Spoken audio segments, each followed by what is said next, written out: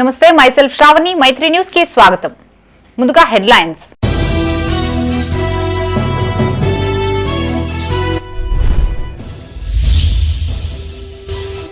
పవన్ కళ్యాణ్ వ్యాఖ్యలు ఖండించిన మంత్రి అడ్లూరి లక్ష్మణ్ తెలంగాణ ప్రజలకి క్షమాపణలు చెప్పాలని డిమాండ్.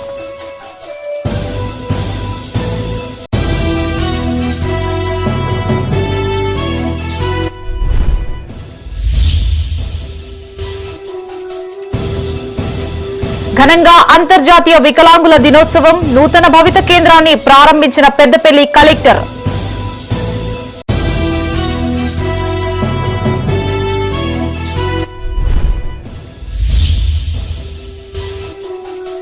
అప్రమత్తతతో సైబర్ నేరాలు అరికట్టాలి. సైబర్ భద్రత ప్రచార పోస్టర్లని ఆవిష్కరించిన రామగుండం సిపి.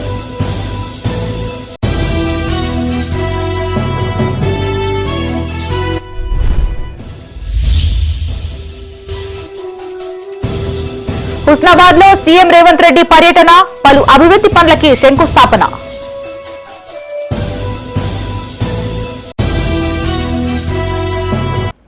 ఇక వార్తల్లోని వివరాలు. AP deputy CM Pawan Kalyan వ్యాఖ్యలని మంత్రి అడ్లూరి లక్ష్మణ్ కుమార్ ఖండించారు. జగిత్యాల జిల్లా కేంద్రంలో ఆయన మీడియాతో మాట్లాడారు.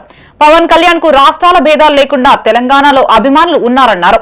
బాధ్యత గల డిప్యూటీ సీఎం హోదాలో ఉండి తెలంగాణ ప్రజల మనోభావాలు దెబ్బతీసినందుకు తక్షణమే క్షమాపణలు చెప్పాలని, లేని పక్షంలో తీవ్ర పరిణామాలు ఎదుర్కోవాల్సి వస్తుందని హెచ్చరించారు. పవన్ కళ్యాణ్ కు ఇష్టమైన దైవం కొండగట్టు ఆంజనేయ స్వామి అని, ఆ స్వామియే పవన్ కళ్యాణ్ కు కనువిప్పు కలిగించాలని ఆశాభావం వ్యక్తం చేశారు. కొండగట్టులో జరిగిన అగ్ని ప్రమాదం దురదృష్టకరమని, ప్రమాదంలో నష్టపోయిన ప్రతి కుటుంబాన్ని ఆదుకుంటామన్నారు. ట్రాన్స్కో డిపార్ట్మెంట్ ద్వారా వారందరికీ నూతన షెడ్లు నిర్మించే ఏర్పాట్లు చేస్తామన్నారు.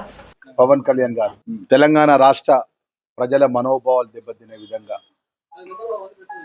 ఆంధ్ర రాష్ట్ర కోనసీమకు సంబంధించిన ప్రాంతానికి వారి తోటలు కానీ వారి కొబ్బరికి సంబంధించిన చెట్లు కానీ నష్టం జరిగితే తెలంగాణ యొక్క ప్రజల యొక్క కన్నుబడ్డదని చెప్పేసి మాట్లాడడాన్ని తీవ్రంగా ఖండిస్తున్నాం. తెలంగాణ ప్రజల మనోభావాలను దెబ్బతినే విధంగా మాట్లాడినందుకు తక్షణమే బేషరతుగా తెలంగాణ ప్రజలకు క్షమాపణ చెప్పాలి అని చెప్పేసి ఈ సందర్భంగా వారు చెప్తూ, ఈరోజు కొండగట్టు ఆంజనేయ స్వామి ఈ ప్రాంతానికి వారికి దైవ దర్శనానికి కూడా రావడం జరిగింది. మరి ఆ కొండగట్టు ఆంజనేయ స్వామి ఆయన బుద్ధిని మార్చి నేను చేసిన తప్పును ఒప్పుకొని తెలంగాణ ప్రజల ఉద్దేశించి మాట్లాడిన మాటలకు నేను క్షమాపణ చెప్తున్నా అని చెప్తే ఆయనకు చాలా మంచిగా ఉంటుంది, మంచి పద్ధతి అని చెప్తున్నా.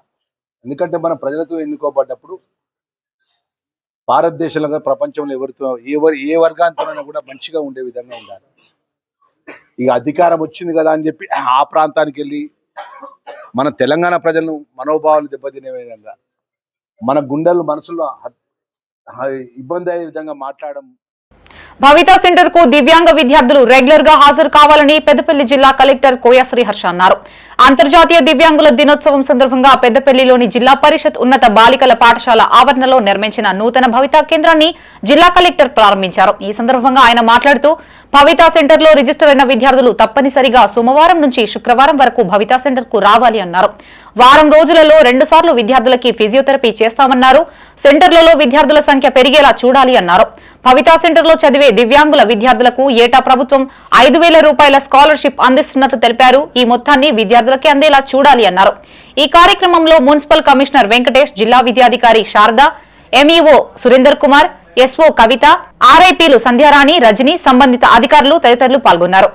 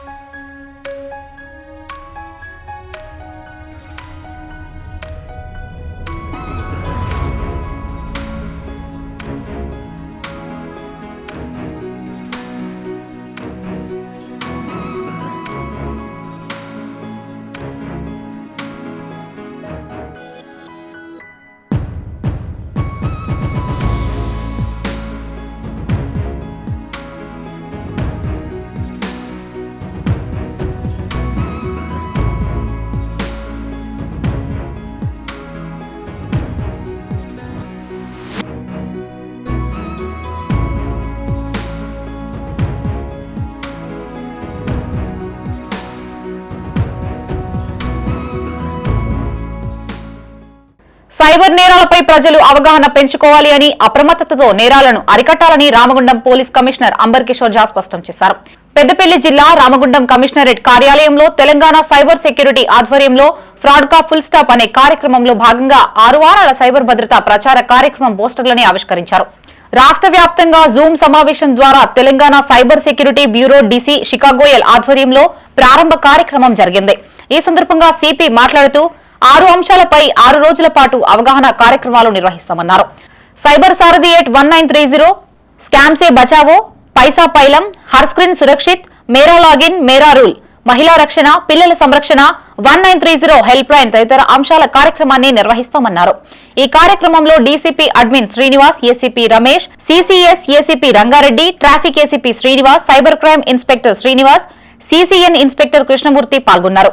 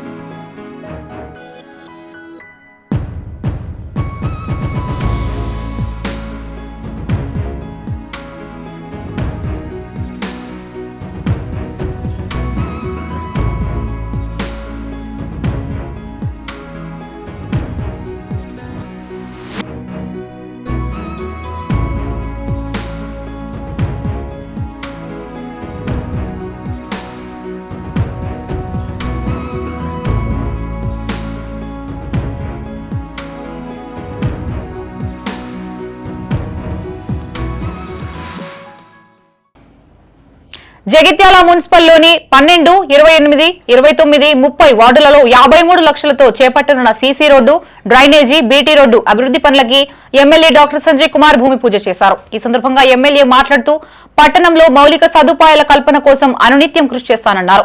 రోడ్డు ప్రమాదాలు అధికంగా జరిగే మంచినీళ్ల బావి నుంచి గాంధీనగర్ చెల్గల్ వరకు బ్లాక్ స్పాట్ రోడ్డుకి కృషి చేస్తానన్నారు. చింతకుంట బతుకమ్మ ఘాట్ పార్కుని అభివృద్ధి చేస్తానన్నారు. తాగునీటి సరఫరాలో ఎలాంటి ఇబ్బందులు లేకుండా చూస్తామన్నారు. ఈ కార్యక్రమంలో కమిషనర్ స్పందన, మాజీ మున్సిపల్ చైర్మన్లు గిరినాగభూషణం, అడుగల జ్యోతి లక్ష్మణ్, ఆనంద్, బాలేశంకర్, వార్డు మాజీ కౌన్సిలర్లు పంబల రాము, మేక పద్మావతి, పవన్, మేకల పవన్, దుమాల రాజ్ కుమార్ పాల్గొన్నారు.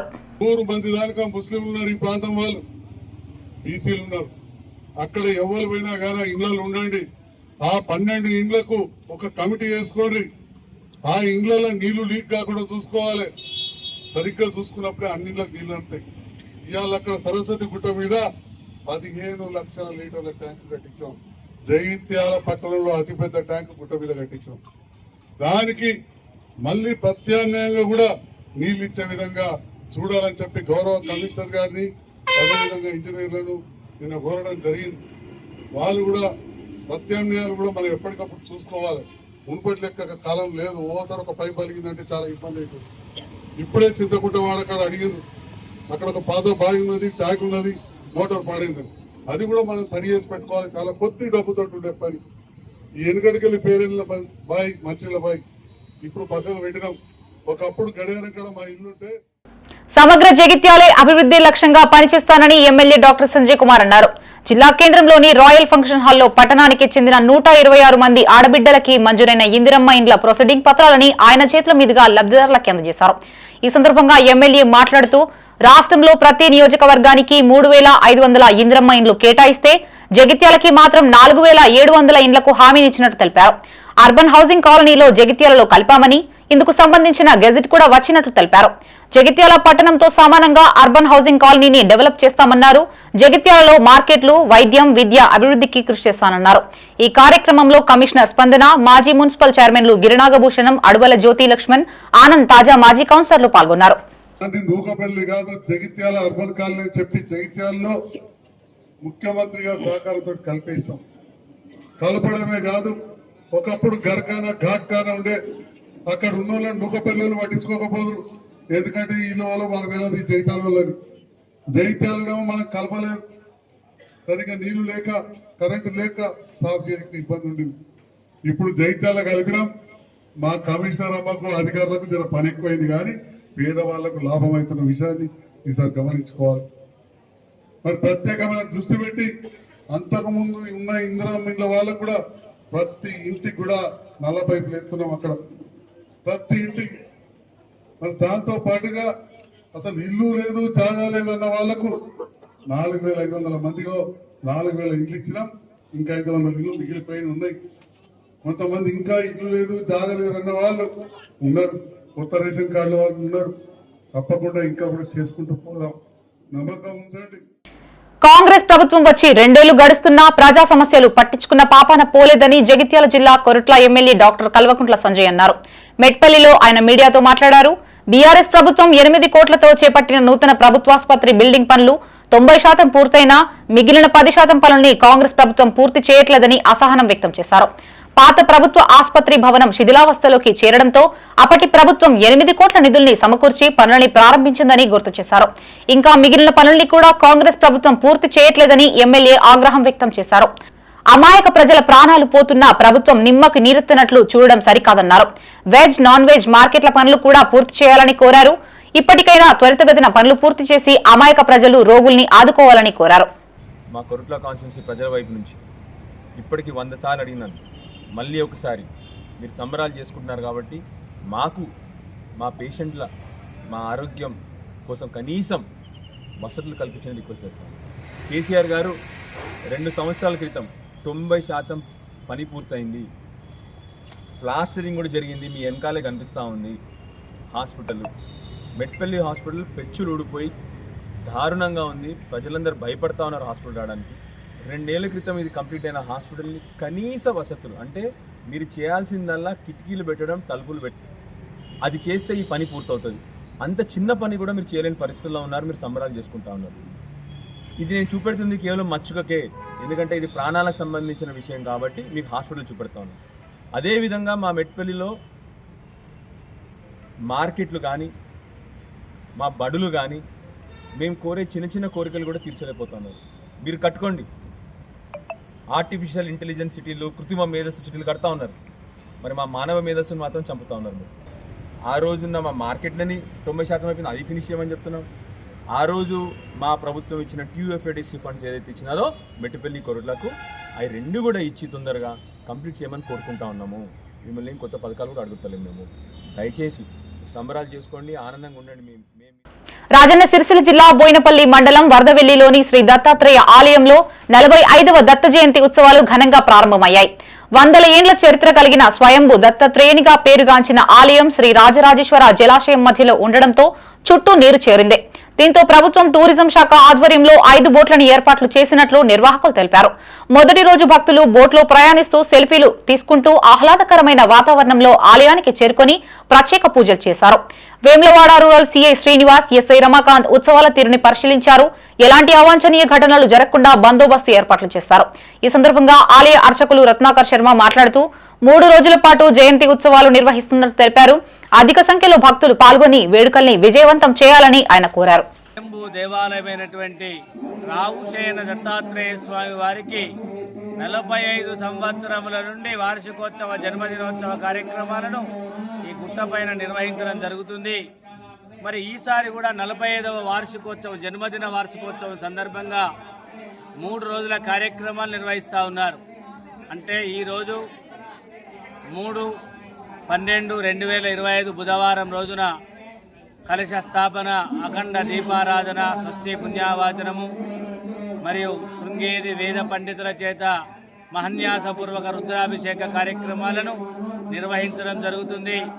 మధ్యాహ్న మహా ఆరతి కార్యక్రమం, స్వామివారికి నివేదన కార్యక్రమం, అనేక గ్రామముల నుండి పట్టణం నుండి వచ్చినటువంటి భజన మండలుల చేత విశేషమైనటువంటి భజన కార్యక్రమాలు ఈరోజు ఉదయం 10 గంటల నుండి రాత్రి 10 గంటల వరకు నిర్వహిస్తూ ఉన్నారు.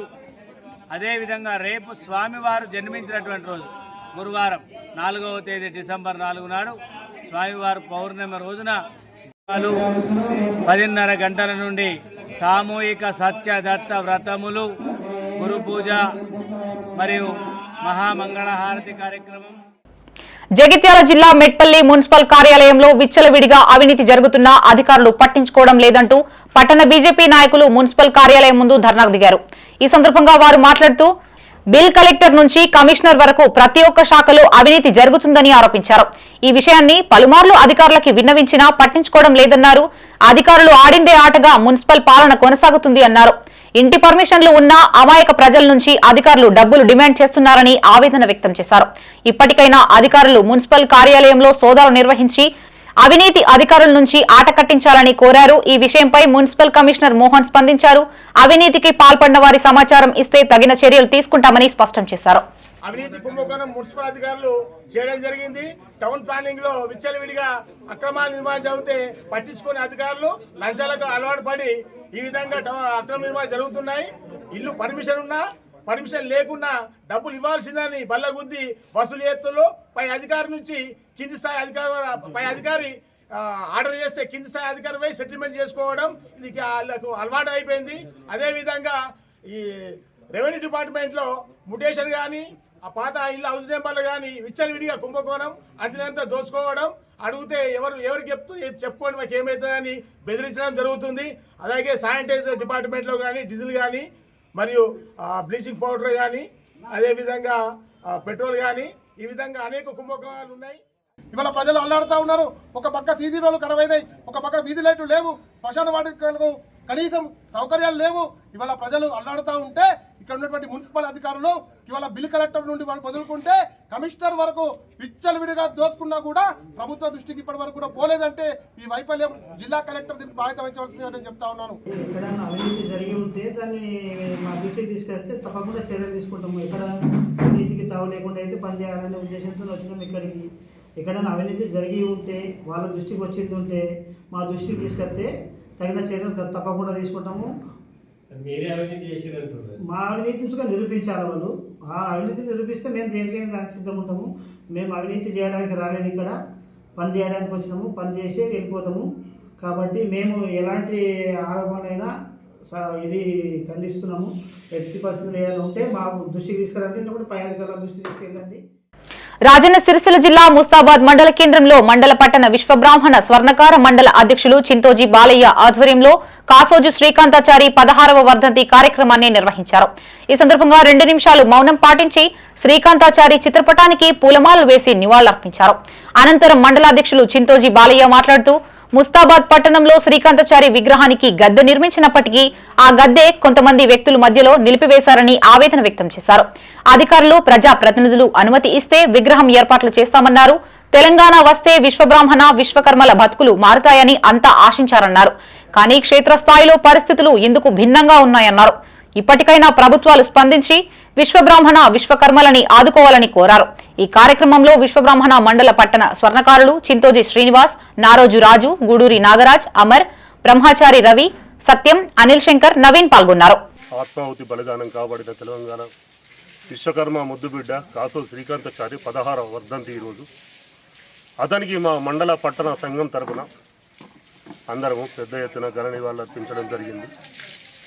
తాను మరణం చెందినప్పటికీ ప్రజల గుండెల్లో చిరస్థాయిగా ఉండిపోయాడు. మా విశ్వకర్మ జాతిలో అసలు అతనే ఈ తెలంగాణ రావడానికి తొలిమెట్టు అని భావిస్తూ ఆయన స్టాచ్ ఏర్పాటు చేయడానికి శాయశక్తిలో చాలా ప్రయత్నాలు చేసినాము. ఖర్చుల పూర్తి డబ్బు చేసినాము, గద్దె నిర్మించినాము. ఎవరైతే కట్టమన్నారో, ఎవరైతే స్టాచ్ ఇస్తామన్నారో, ఎవరైతే ఇనాగ్రేషన్ చేసినారో వాళ్ళే కత్తెర పెట్టిరు. దాంతో అంతే ఆగిపోయింది. ఇక ఆ వసూలు కూడా అందరికీ ఆగిపోయింది.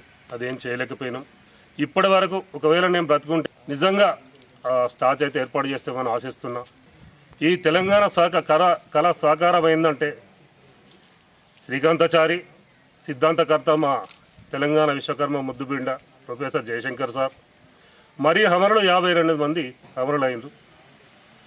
కానీ మేము ఆశించిన ఫలితాలు మాకు అందలేదు. పెద్దపల్లి జిల్లా గోదావరి ఖని గాంధీ చౌరస్తాలో ప్రెస్ క్లబ్ ఆధ్వర్యంలో జర్నలిస్టులు ఆందోళన చేపట్టారు.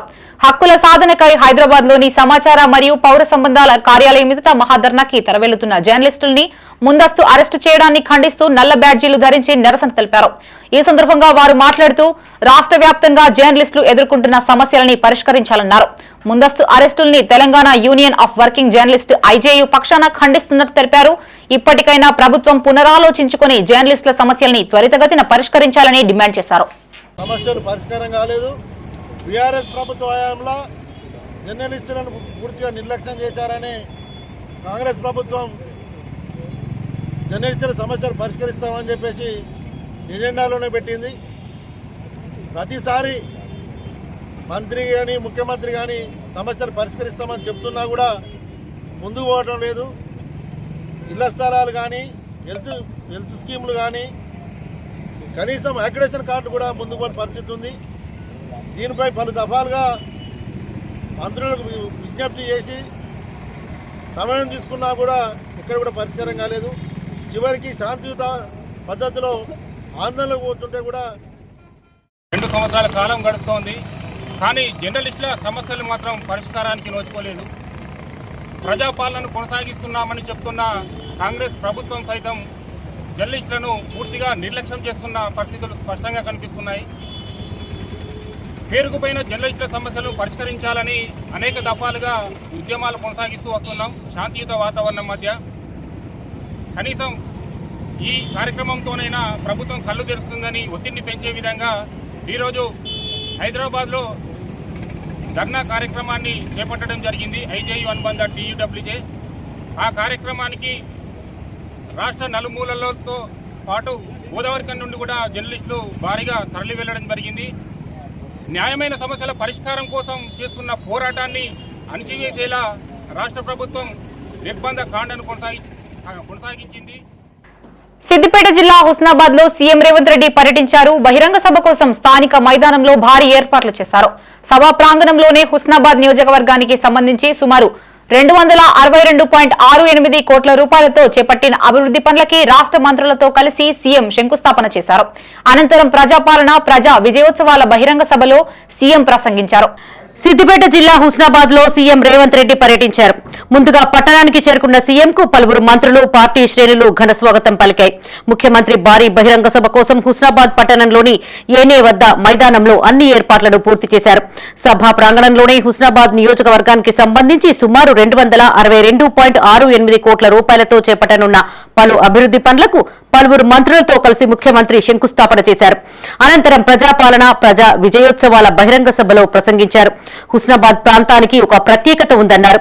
సర్దార్ సర్వాయి పాపన్న నేతృత్వంలో బహుజన రాజ్యానికి పునాదులు వేసిన గడ్డ ఇది అని గుర్తు చేశారు.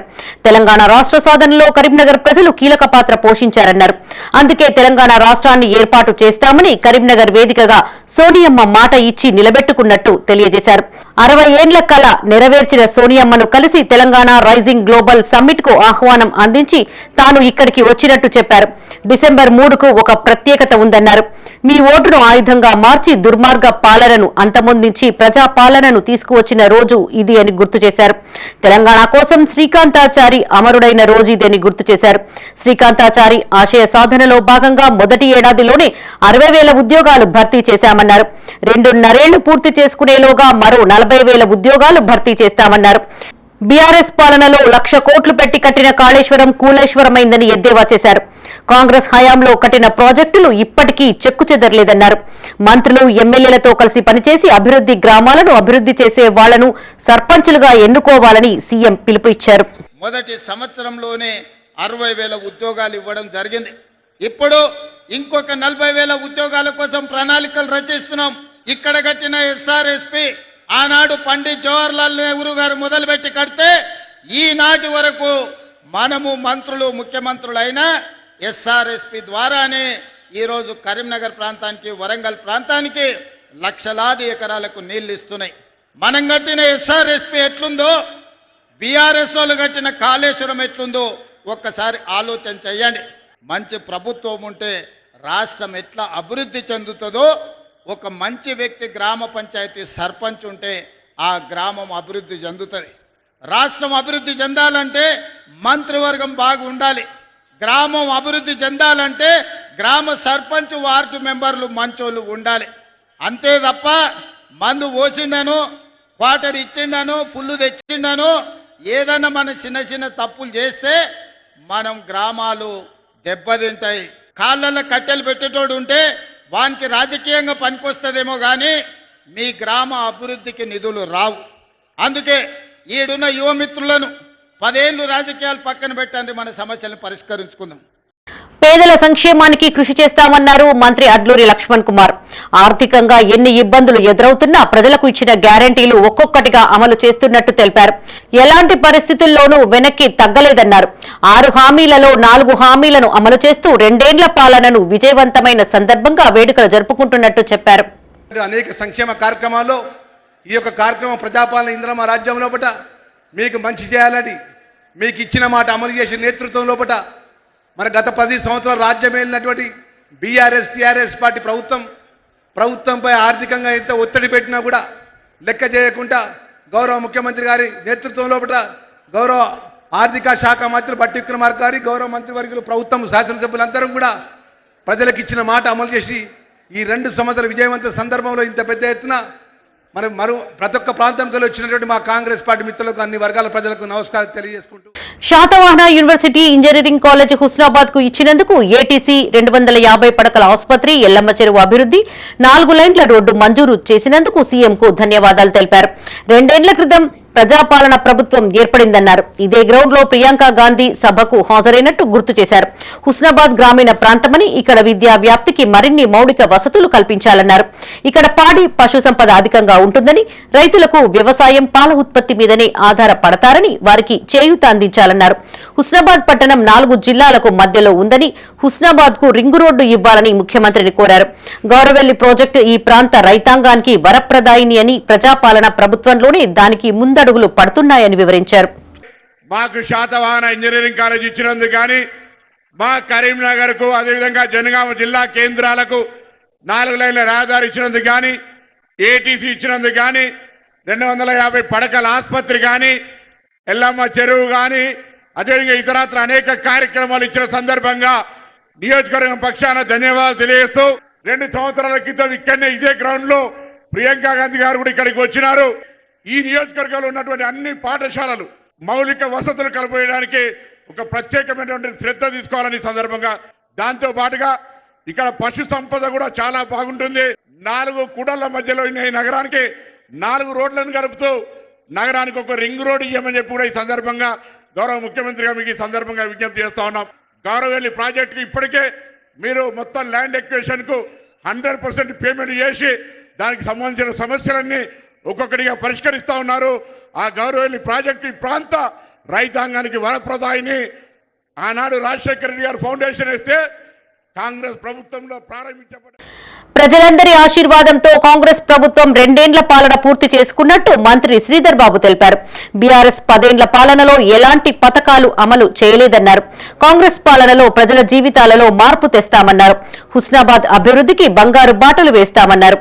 క్రమంలోనే హుస్నాబాద్ నియోజకవర్గంలో సోదరులు పొన్నం ప్రభాకర్ గారు మీ దగ్గరికి వచ్చి మీ జీవితాల్లో మార్పు తీసుకొస్తామని, యువతరానికి సంబంధించి బంగారు భవిష్యత్తు రావడానికి బంగారు బాటలు వేస్తామని ఈరోజు పేదవాడికి సంబంధించిన కడుపు నిండా తిండి పెట్టే కార్యక్రమంలో సన్న బియ్యం ఇస్తామని వాగ్దానాలు మా పరంగా కాంగ్రెస్ పార్టీ పరంగా ఈరోజు హుస్నాబాద్ నియోజకవర్గ ప్రజలకు సంబంధించి వారు మీ అందరికీ తెలియజేస్తే మీరు ఆశీర్వాదం పలికిన హుస్నాబాద్ పట్టణంలోని ప్రధాన కూడళ్లు, రహదారులను కాంగ్రెస్ జెండాలు, కటౌట్లతో అందంగా అలంకరించారు.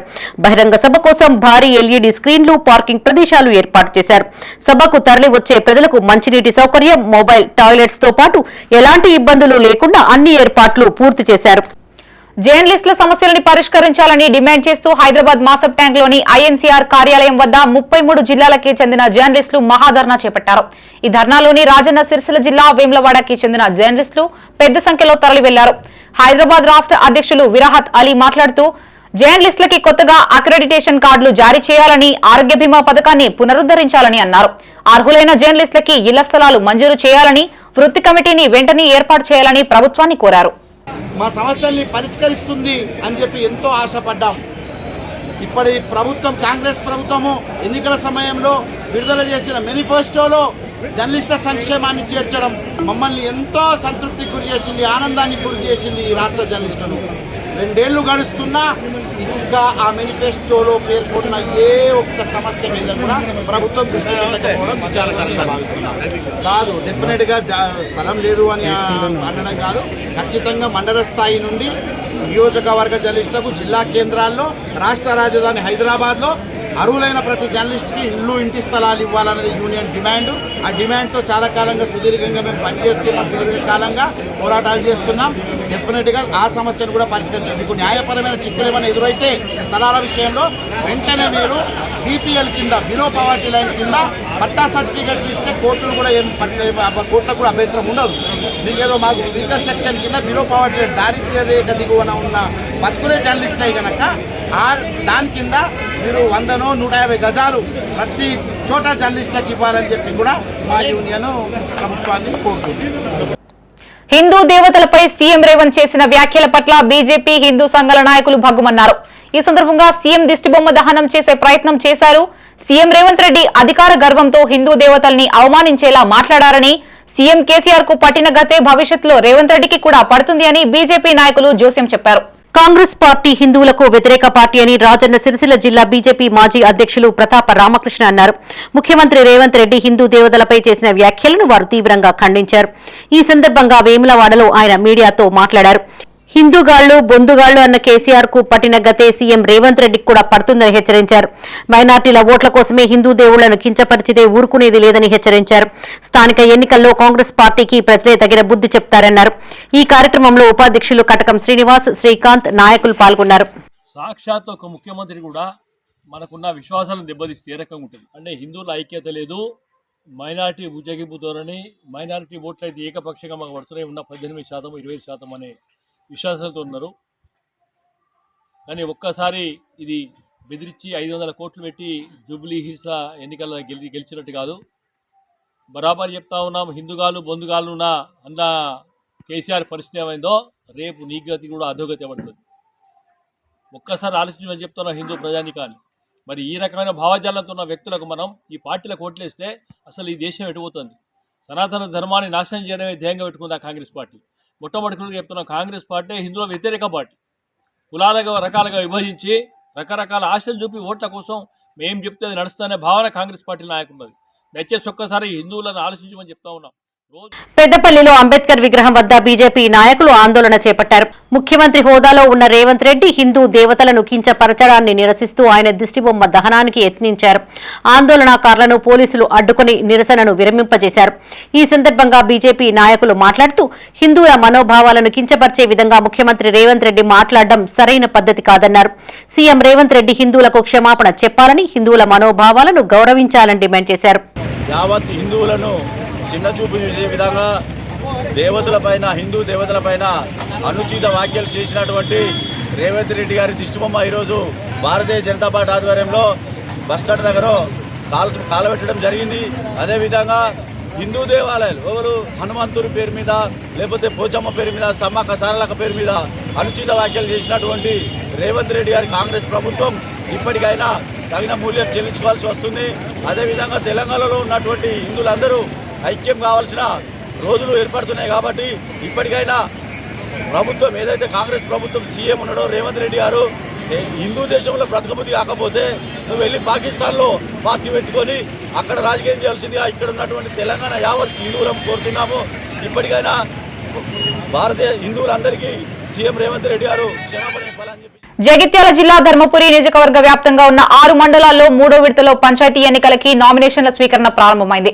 నేటి నుండి ఈ నెల 5వ తేదీ వరకు అభ్యర్థుల నుండి నామినేషన్లను స్వీకరించనున్నారు. నియోజకవర్గంలోని 6 మండలాల్లో 119 గ్రామ పంచాయతీల్లో 1088 వార్డులని అధికారులు ఇప్పటికే గుర్తించారు. వాటికి గాను 36 క్లస్టర్లుగా విభజించి నామినేషన్ కేంద్రాలను ఏర్పాటు చేశారు.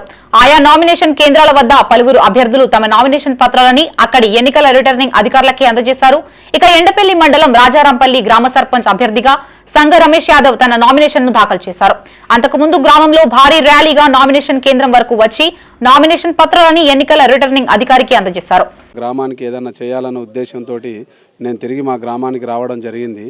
మా ఊర్లో ఉన్న చాలా సమస్యలు ఉన్నాయి. అవి మా దృష్టికి వచ్చినాయి. అవిటి మేము ఏదైనా పదవి ద్వారా మాకున్న గవర్నమెంట్లో ఉన్న వాళ్ళ నాయకుల ద్వారా అవన్నీ వాళ్ళ దృష్టికి తీసుకెళ్ళి ఈ సమస్యలన్నీ సాల్వ్ చేద్దామని చెప్పేసి ఉద్దేశంతో మా గ్రామంలో ఉన్న పెద్దలను చాలామంది సంప్రదించి నేను ప్రత్యక్ష రాజకీయాలకు వచ్చి ఈరోజు గ్రామ సర్పంచ్ అభ్యర్థిగా నామినేషన్ వేయడం జరిగింది.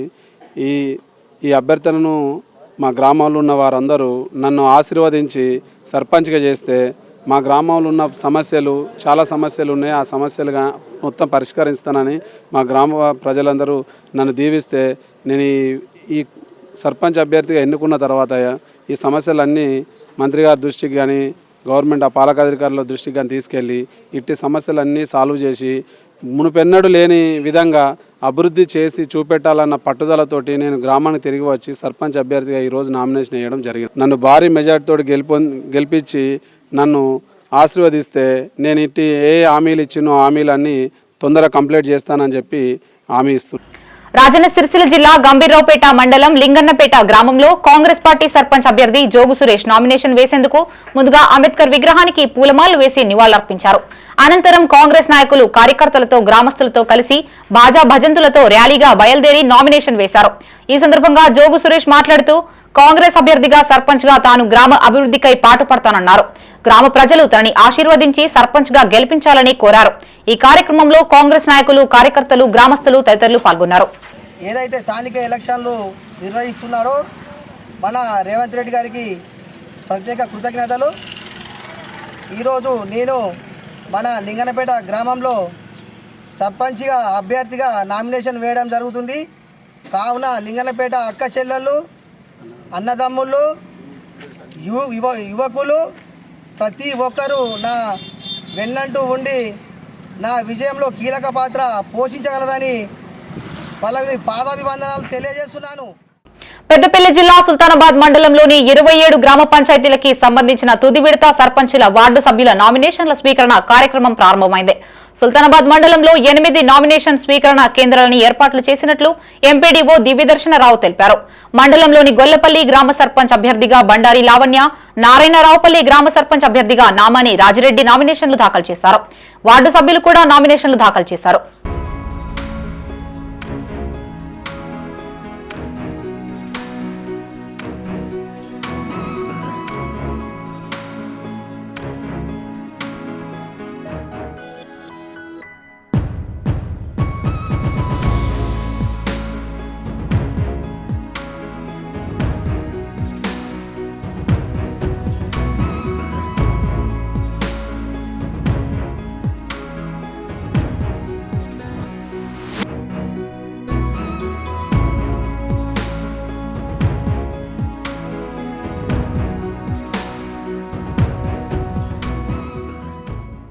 కూనారం గ్రామ సర్పంచ్ పదవి ఏకగ్రీవం చేసేందుకు గ్రామ పెద్దలు అదే గ్రామంలోని హనుమాన్ దేవాలయం వద్ద ప్రత్యేకంగా గ్రామస్తులతో సమావేశం నిర్వహించారు. సర్పంచ్ పదవికి పోటీ చేసే అభ్యర్థులు ఒప్పుకోకపోవడంతో ఆ గ్రామంలో పోటీ నెలకొంది. గ్రామ సర్పంచ్ పదవి ఎస్సీ జనరల్ రిజర్వేషన్ రావడంతో 5 అభ్యర్థులు ఎన్నికల బరిలో నిలిచారు. గ్రామంలోని పెద్దలు బుధవారం హనుమాన్ దేవాలయం వద్దకు పోటీ చేసిన అభ్యర్థుల్ని పిలిపించి మాట్లాడారు. పోటీ అభ్యర్థులు గ్రామానికి ప్రజాసేవ చేయాలనే ఉద్దేశంతోనే ఎన్నికల్లో పోటీ చేయాల్సి వచ్చిందని, ఎట్టి పరిస్థితుల్లో విడ్రా కాలేమని 3 అభ్యర్థులు ఒప్పుకోలేదు. మీలో ఎవరైనా ఒక్కరే పోటీలో ఉండాలని గ్రామ పెద్దలు పెట్టిన నిబంధనలు వారు తిరస్కరించారు. గ్రామంలో ఎలాంటి గొడవలు కాకుండా ఏకగ్రీవం కోసం ప్రయత్నం చేశామని గ్రామస్తులు తెలిపారు. దీంతో గ్రామంలో సర్పంచ్ పదవి కోసం తీవ్ర పోటీ ఏర్పడింది.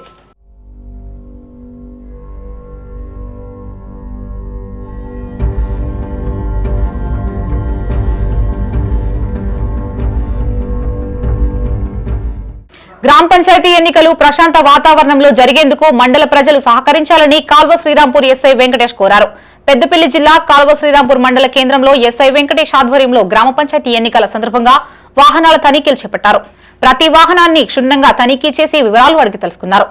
ఈ సందర్భంగా ఎస్ఐ వెంకటేష్ మాట్లాడుతూ గ్రామ పంచాయతీ ఎన్నికలు జరుగుతున్న సందర్భంలో ఎన్నికల కోడ్ అమల్లో ఉన్నందున ప్రజలు ఎట్టి పరిస్థితుల్లో 50,000 కంటే ఎక్కువ డబ్బులు తమ వెంట పట్టుకు వెళ్లొద్దని, 50,000 కంటే ఎక్కువ పట్టుకు వెళ్తే దానికి సంబంధించిన పత్రాలు ఉంచుకోవాలి అన్నారు.